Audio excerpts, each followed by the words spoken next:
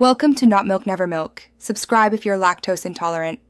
You begin by launching the Xbox Game Bar with Windows plus G.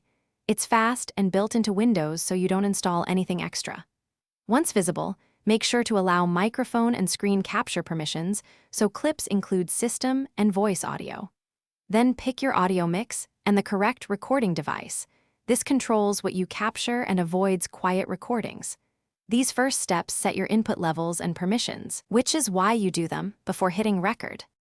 Once done with permissions, open the capture widget and configure what you actually record.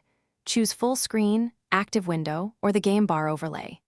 Make sure background recording and clip length match your needs so you don't miss moments, and decide whether the mic stays on during capture. Next, go into settings to set video quality. Pick 720p or 1080p and 30 or 60 FPS, because higher quality increases file size. These middle steps determine files you're ready to record. Press Win plus Alt plus R to start and stop, and watch the timer so you control length. After stopping, open the capture folder to review files, trim or export clips in Photos or a simple editor to remove dead space.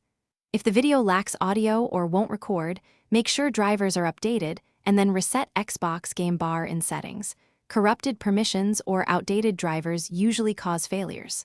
Finally, test a short clip to confirm fixes before recording longer sessions.